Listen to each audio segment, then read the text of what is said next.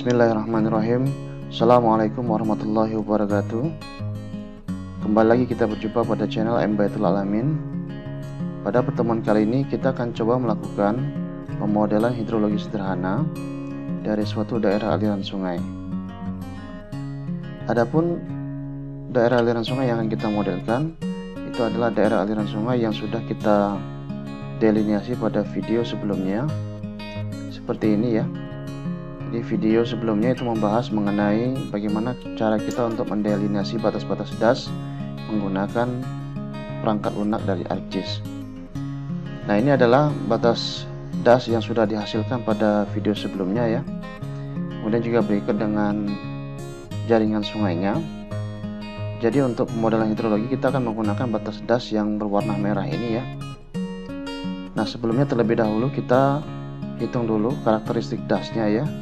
Biasanya yang pertama kita gunakan itu adalah untuk luasan dari daerah aliran sungainya ini.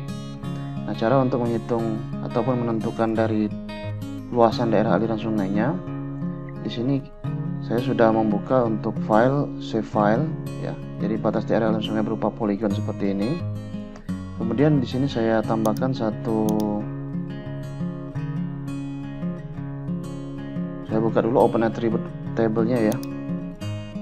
Nah, atributnya seperti ini. Kemudian saya pilih di sini ada add field ya.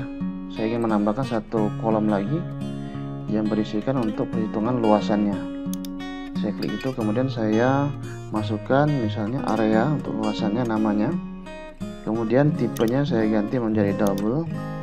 Untuk presisinya saya ganti menjadi 3 dan scale-nya ini adalah 2 ya. Jadi ini terkait dengan berapa jumlah angka desimal dari luasan yang akan kita tentukan menggunakan ArcGIS ini. Saya klik OK di sini. Kemudian saya tutup dulu. Saya pilih klik kanan, kemudian saya pilih Edit Features, kemudian Start Editing ya. Pada watershed yang akan saya masukkan nilai luasannya. Nah, kemudian saya kembali lagi buka Open Attribute Table dulu di sini. Kemudian pada area di sini saya klik kanan, kemudian saya pilih Calculate Geometry ya di sini. Kemudian propertinya di sini ada pilihan untuk perimeter area, kemudian X coordinate, X Y area. Untuk area adalah luasan ya. Kemudian perimeter untuk keliling, X dan Y ini adalah koordinat X dan Y dari koordinat UTM kita. Saya pilih yang area di sini ya. Kemudian untuk koordinatnya ini sama saja dua-duanya. Karena ini zona UTM 48 ya, juga sama. Kemudian untuk luasannya, karena di model hidrologi yang akan kita gunakan nanti kita menggunakan satuan kilometer persegi ya, saya gunakan yang square kilometers di sini. Kemudian saya klik OK. Nah, kemudian langsung muncul di sini ada luasan dari area dari luasan das kita itu adalah sebesar 12,73 km persegi. Nah, itu ya.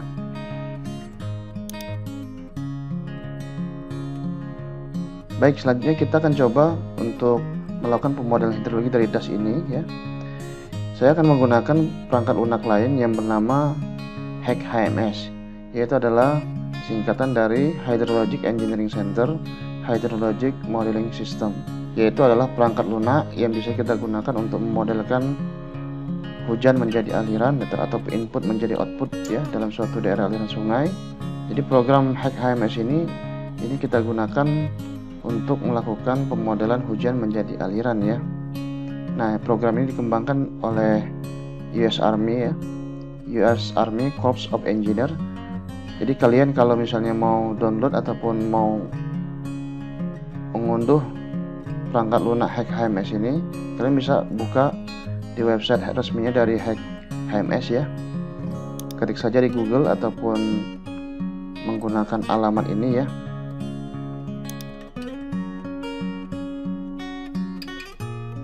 Jadi alamatnya adalah ini ya, hec.uss.army.mil/software/HEC-HMS ya. Nah, seperti ini terbuka tampilan seperti ini. Kemudian untuk downloadnya di sini ada menunya ya. Kemudian di sini tersedia pilihan untuk berbagai versi yang sudah dirilis, dan versi yang terbarunya adalah versi 4.4 ya. Nah, seperti itu. Nah, kemudian kita langsung saja coba langsung buka program HackHMS ini ya, untuk melakukan pemodelan hidrologi sederhana dari das yang sudah kita buat tadi di ArcGIS. Saya buka programnya.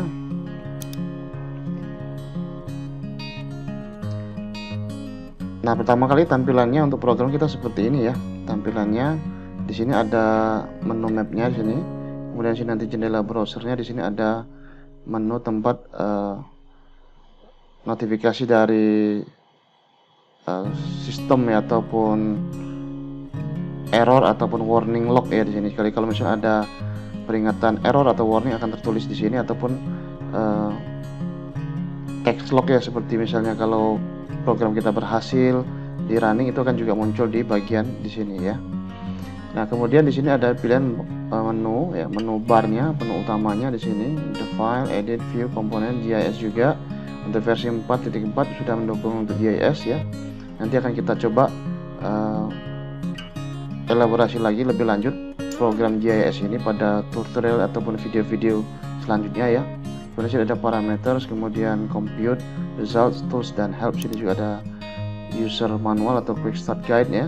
Kemudian juga ada technical reference yang bisa kita gunakan untuk mempelajari secara keseluruhan dari program HackHMS 4.4 ini. Baik, pertama kali kita buat dulu file baru ya, atau kita buat dulu pengaturan dulu. Di sini ada tools ya, kemudian pilih program settings. Nah, kemudian pada program settings di sini pastikan untuk display language-nya ya, untuk English ya.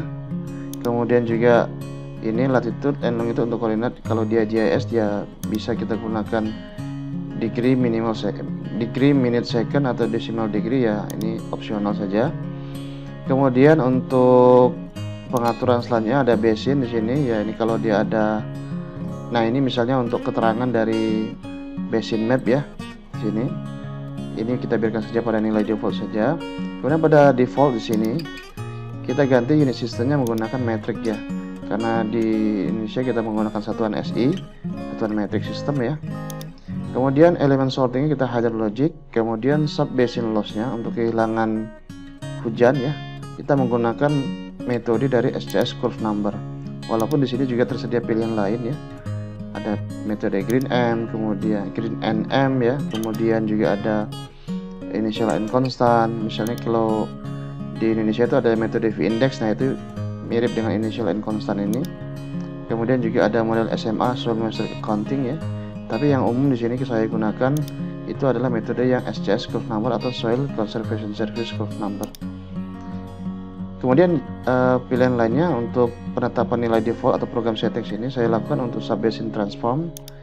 Nah, di sini ada tersedia pilihan untuk metode kinematic wave yang biasa digunakan di SWMM ya, atau program storm water management model, itu perangkat lunak yang berbeda.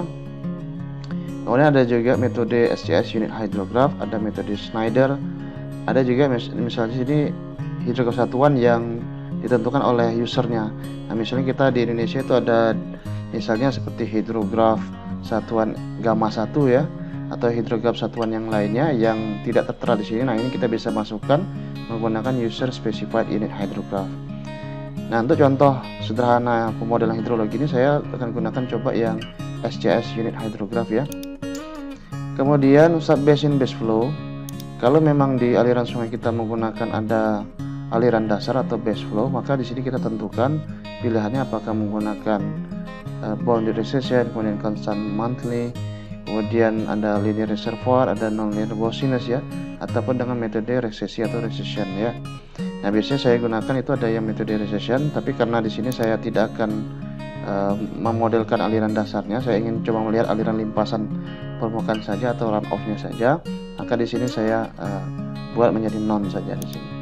Kemudian untuk ridge routing lag, nah kalau misalnya kita subbasin kita atau das kita itu terdiri dari beberapa subdas atau subbasin ya, maka aliran dari satu subbasin ke subbasin lainnya nanti akan dihubungkan menggunakan yang kita sebut namanya ridge atau semacam penggal aliran sungai ya. Nah, untuk model aliran dari subbasin satu ke basin lainnya sampai dengan nanti di titik outletnya, itu nanti ada semacam waktu tunda atau waktu jeda yang kita sebut sebagai namanya adalah lag time. Nah, penelusuran di penggal aliran atau ridge routing ini kita bisa menggunakan metode yang berbeda ya. Di sini ada sediakan metode kinematic wave, kemudian ada lag, ada modified pulse, ada Muskingum Kung dan sebagainya ya. Nah, biasanya yang digunakan itu untuk sederhana, paling sederhana adalah metode lag time. Kita menggunakan waktu tunda, jeda antara satu basin ke titik satu ke titik lainnya itu menggunakan jeda waktu, atau menggunakan kinematic wave, atau yang biasa juga digunakan itu adalah metode Muskingum Kung di sini ya. Nah, kemudian juga ada ridge loss or gain. Di sini saya pilih yang non saja. Kemudian untuk sub-basin precipitation ini saya menggunakan specified hydrograph, walaupun di sini juga ada pilihan lain ya. Tapi di sini saya gunakan specified hydrograph karena nanti saya akan gunakan misalnya untuk hydrograph mononobe modifikasi. Itu adalah metode yang hydrograph sintetik yang dihasilkan dari pola agen hujan menggunakan metode mononobe modifikasi tadi. Kemudian subbasin evapotranspiration saya pilih non saja. Kemudian subbasin snowmelt juga saya pilih non. Kemudian untuk compute saya biarkan pada nilai default juga seperti ini. Kemudian untuk result juga sama ya. Walaupun nanti kita misalnya ingin menambahkan nilai digit angka desimal, misalnya untuk flow rate, kemudian volume, elevation ya, ini bisa kita atur di sini ya. Kemudian untuk message, kalau ada error atau warning, ini bisa ditampilkan. Misalnya kita error minta ditampilkan untuk ada peringatan suara ya. Dan di sini kita centang ada peringatan notes berupa catatan pada jendela notes di sini nanti ya. Kita akan muncul kalau error warnanya merah. Kalau warning bisa kita ganti misalnya warna orange ya, misalnya seperti itu. Kalau catatan biasa misalnya finish atau berhasil itu nanti menggunakan catatan warna hitam saja. Kemudian kita klik OK di sini. Nah, untuk pengaturan awal kita sudah selesai lakukan, terutama untuk satuan SI yang kita gunakan atau metric system ya. Nah, kemudian untuk memulai membuat model kita, terlebih dahulu kita buat file baru di sini, kita buat create a new project di sini ya. Kemudian saya masukkan misalnya contoh model hidrologi ya. Kemudian ini tutorial sederhana saya buat di sini. Tutorial modelan hidrologi sederhana ya. Saya buat seperti itu. Kemudian default unit system saya pastikan dia metrik ya. Kemudian kita mau nyimpan lokasinya ya, untuk filenya bisa kita lakukan di mana saja ya. Misalnya saya buat di sini saja latihan HackHMS misalnya seperti itu. Kemudian saya pilih create di sini ya. Oke, model kita sudah terbentuk atau file kita sudah terbuat di sini ya. Nah, kemudian untuk komponen yang perlu kita masukkan secara bertahap, ada paling tidak ada 4 ya komponen yang perlu kita masukkan. Nanti yang pertama itu adalah namanya Basin Model Manager. Di sini adalah komponen untuk kita memasukkan model DAS kita ya. Kemudian yang kedua adalah Meteorologic Model Manager. Inilah untuk memasukkan komponen dari meteorologinya, terutama adalah hujan ya. Kemudian Time Series Data Manager. Ini kita perlukan untuk memasukkan data seri data hujan kita atau dari hidrograf hujan kita. Kemudian yang keempat adalah Control Specification Manager. Ini adalah rentang waktu untuk periode simulasi kita. Jadi ada 4 ini yang paling tidak yang pertama kali kita gunakan dalam pemodelan hidrologi sederhana ini. Nah, kemudian untuk yang komponen-komponen lainnya kita akan bahas pada insya Allah pada video-video berikutnya ya.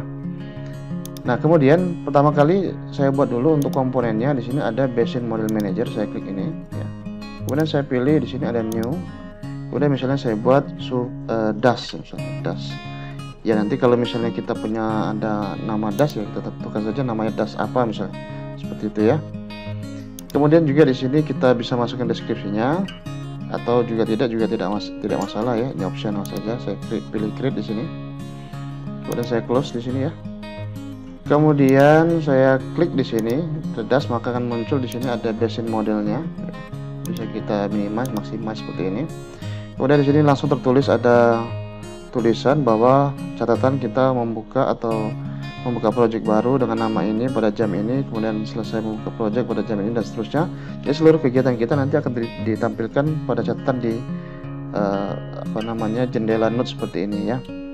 Nah, kemudian setelah kita basin model terbuat seperti ini ya, maka kita bisa masukkan SHP dari dash kita tadi sebagai background agar memudahkan kita dalam membuat ilustrasi dari model kita ya. Nah, caranya adalah kita pilih di sini ada view ya, view, kemudian juga pilih map layers di sini. Kemudian saya pilih add di sini. Nah, saya cari file di mana saya menyimpan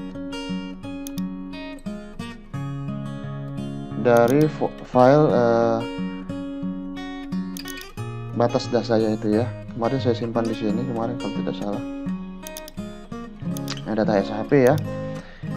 Saya pilih ini. Oh sorry, ini di raster gabung watershed ya, seperti ini. Kemudian saya pilih yang watershed 1.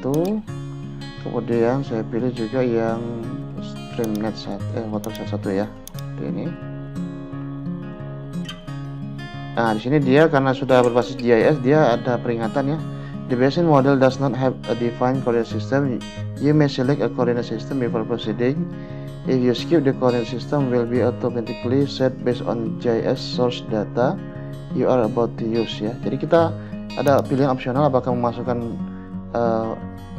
koordinatnya atau tidak. Ini karena HMS versi terbaru 4.4 sudah berbasis GIS, dia bisa memasukkan koordinat GIS, sedangkan pada versi sebelumnya itu ya tidak atau belum disematkan dari komponen GIS-nya.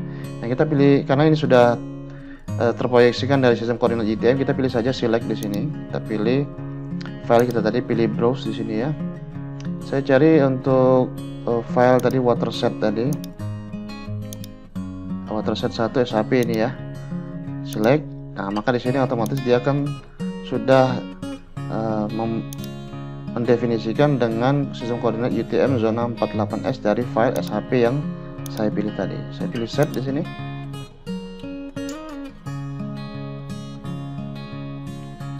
Oke, nah setelah kita pilih set dan akan dimunculkan seperti ini layernya ya. Ini sudah terbentuk batas dash tadi dalam file SHP. Jadi ini fungsinya sebagai gambar background saja ya, seperti itu. Nah, kemudian saya tambahkan juga untuk jaringan sungainya ya, sini biar visualisasinya lebih menarik dan juga saya memudahkan kita untuk ilustrasi dari pemodelan hidrologi kita ya. Saya pilih add di sini. Kemudian saya pilih streamnet1.shp di sini. Saya pilih select gitu ya. Kemudian saya pilih move geser ke atas. Dan draw propertiesnya saya ganti warna hitam mungkin. Oke, muncul seperti itu.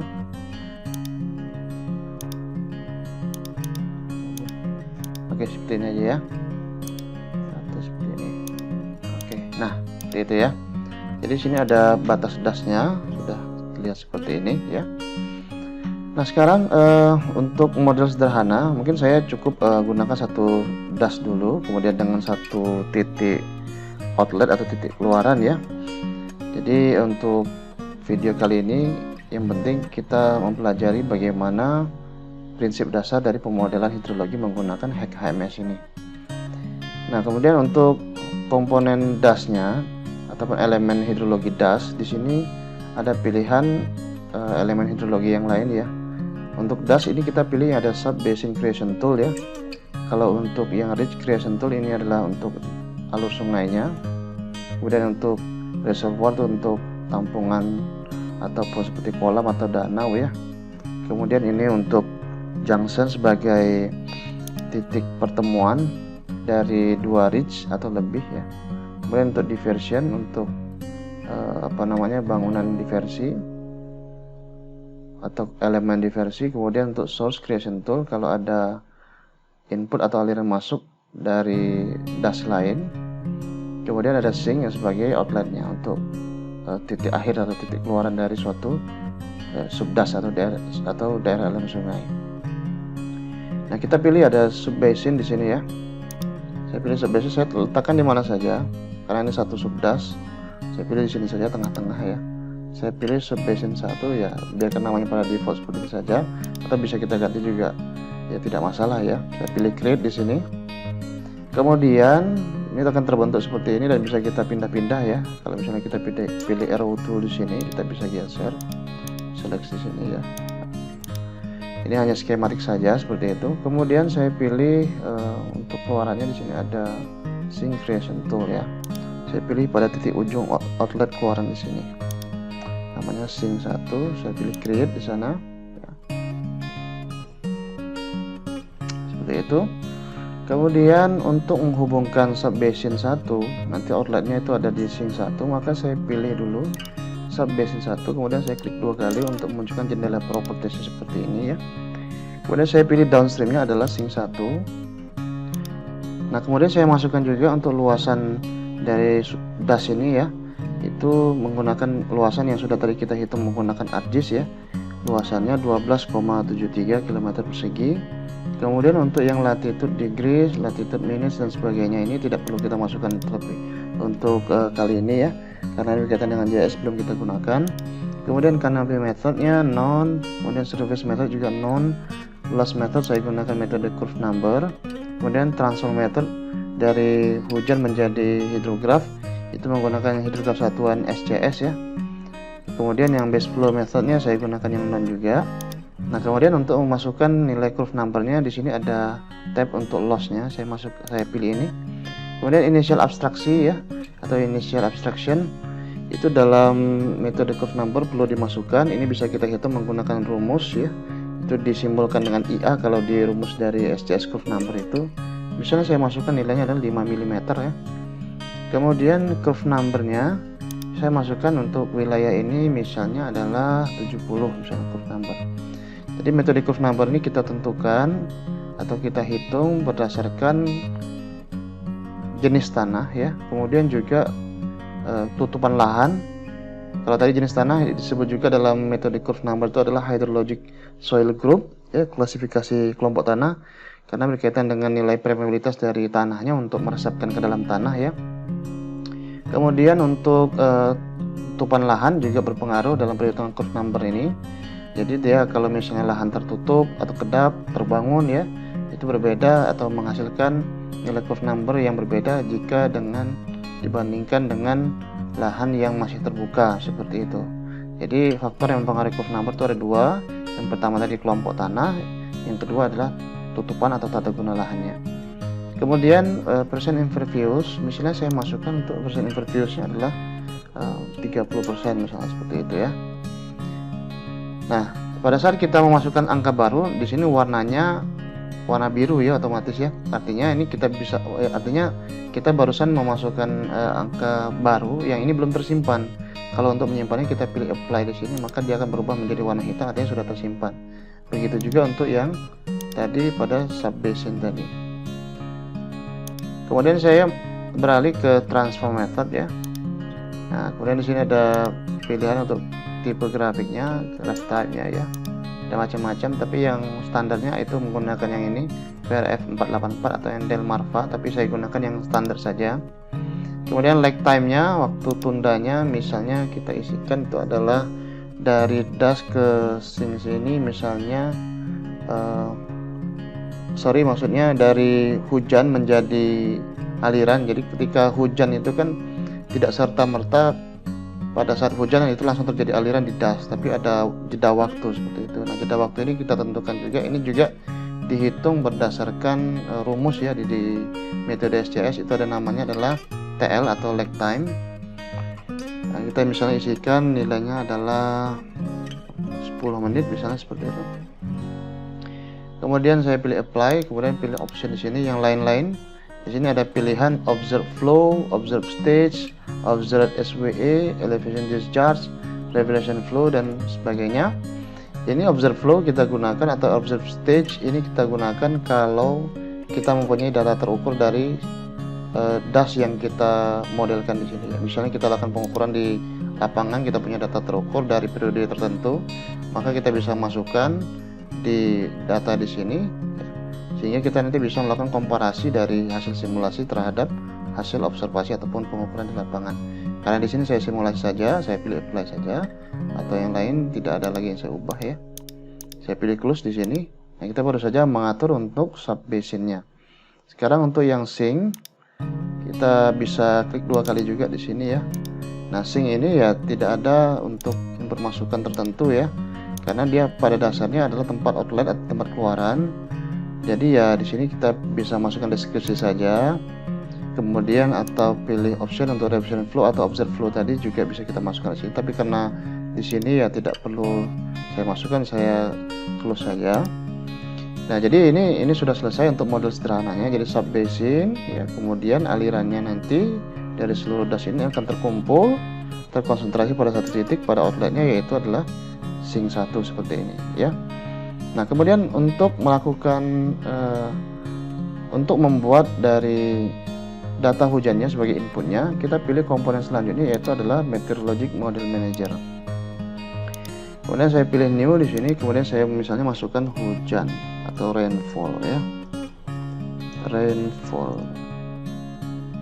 Nah, seperti itu. Bisa kita misalnya masukkan rainfall periode ulang berapa tahun, misalnya rainfall 2 years misalnya, 2 tahun misalnya. Jadi hujan dengan periode ulang 2 tahun misalnya, kita bisa masukkan seperti itu.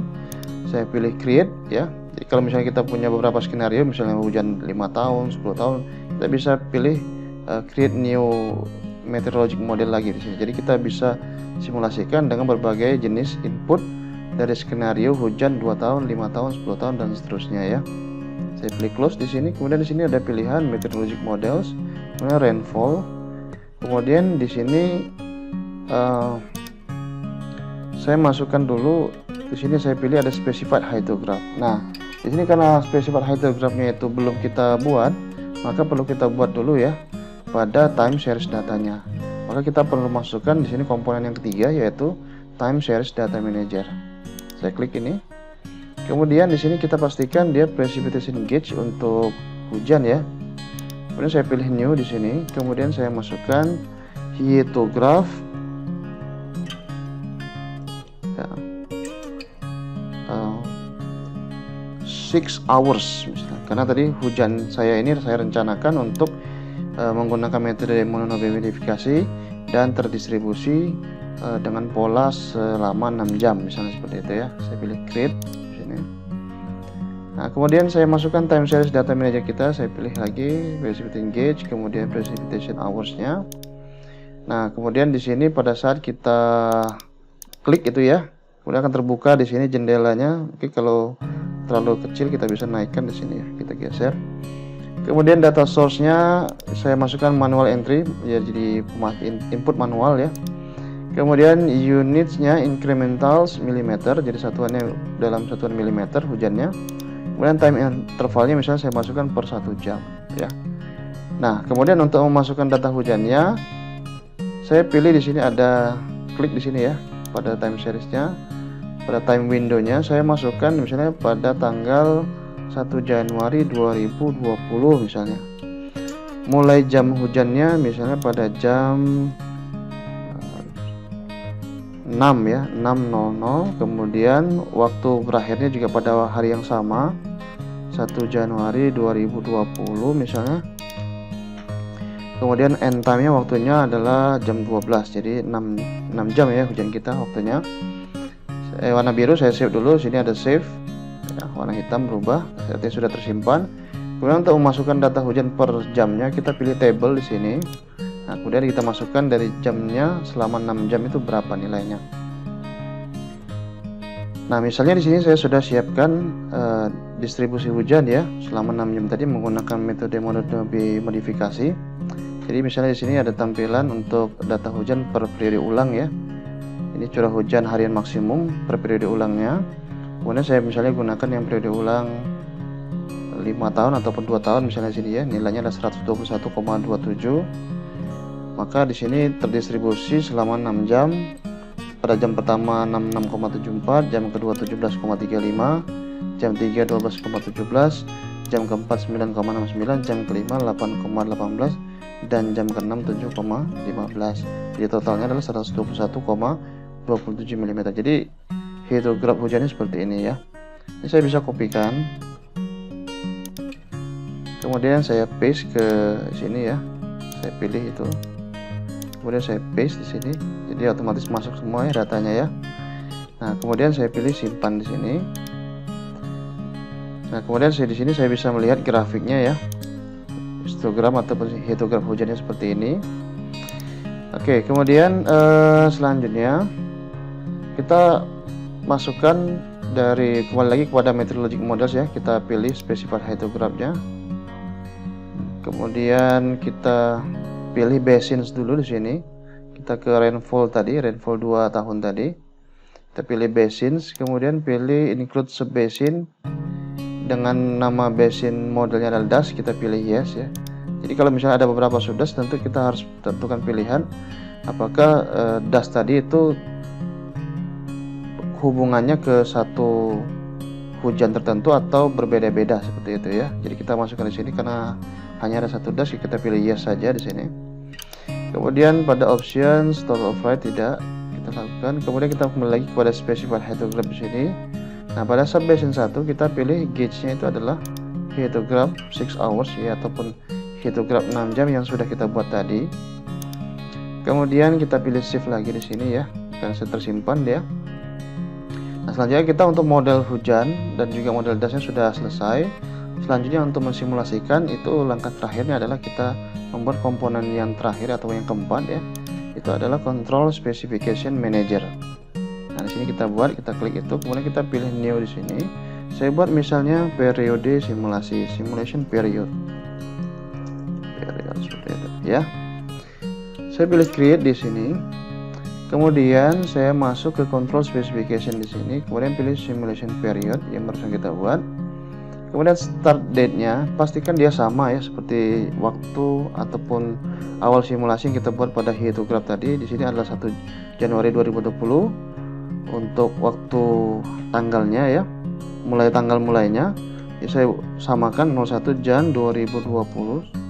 Kemudian start time-nya juga sama 06.00, pastikan sama ya. Karena HKMS tidak akan mau simulasi kalau waktunya berbeda.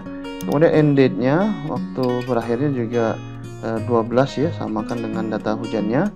Kemudian end date-nya adalah 01 Jan 2020.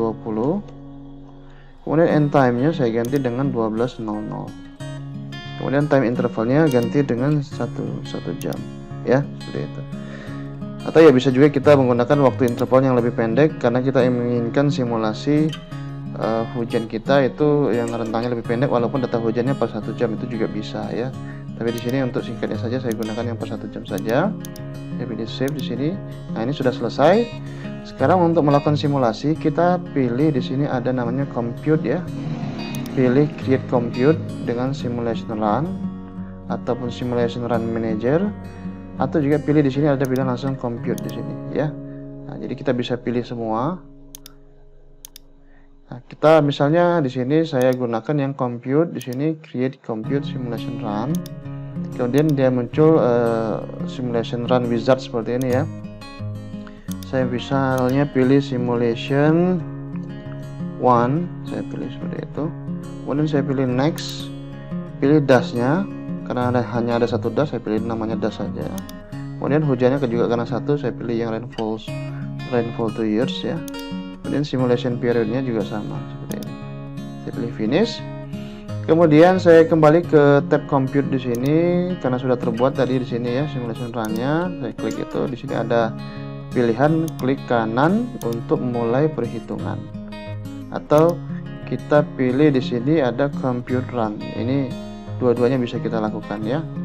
Jadi saya pilih kanan, klik kanan, kemudian saya pilih compute.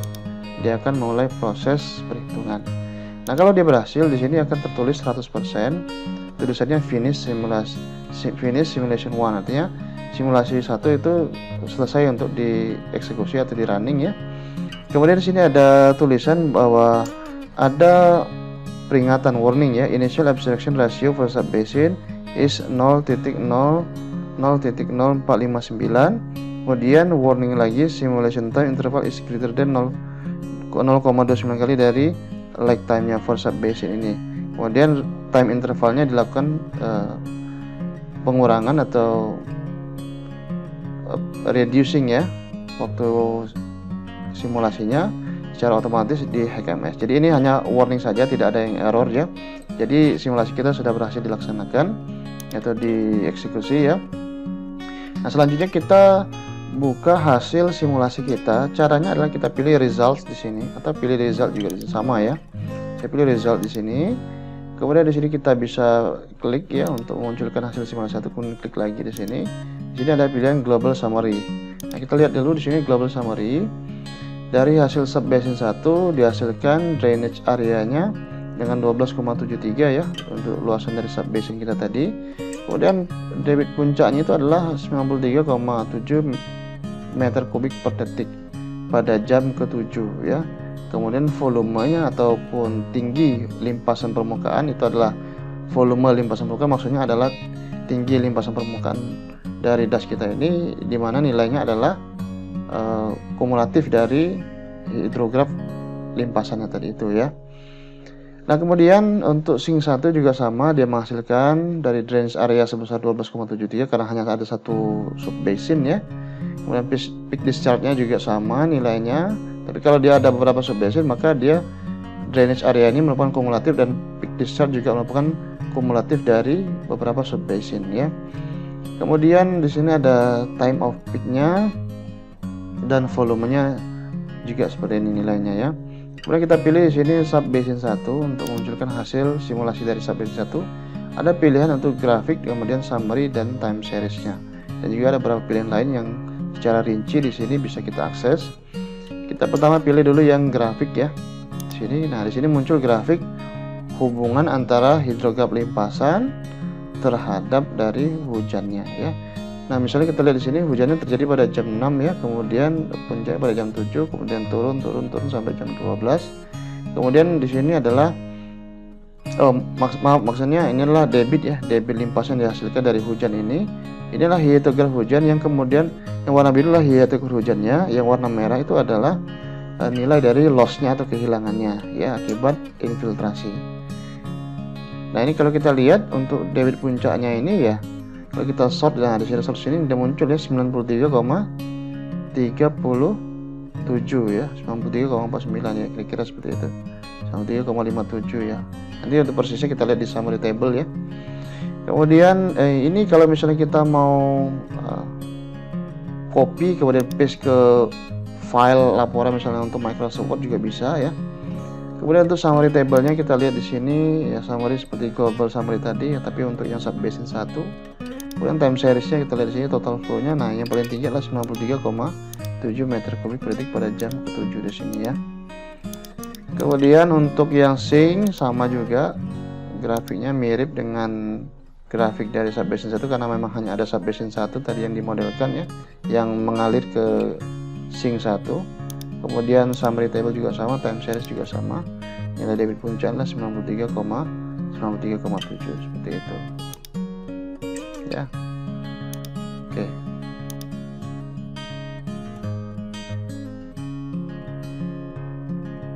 Baik, demikian untuk tutorial kita pada pertemuan kali ini ya, dan mengenai pemodelan hidrologi menggunakan HMS. Mudah-mudahan pada video berikutnya kita akan lebih banyak membahas mengenai jenis ataupun model yang lain ya dari HMS atau fitur-fitur lain dari HMS yang bisa kita gunakan dalam pemodelan hidrologi yang lebih kompleks seperti itu. Terima kasih banyak atas perhatiannya. Mudah-mudahan bermanfaat ya. Jangan lupa klik like and subscribe agar kalian tidak ketinggalan notifikasi ataupun video-video selanjutnya dari channel ini ya. Saya akhiri, billahi taufik wal hidayah. Assalamualaikum warahmatullahi wabarakatuh.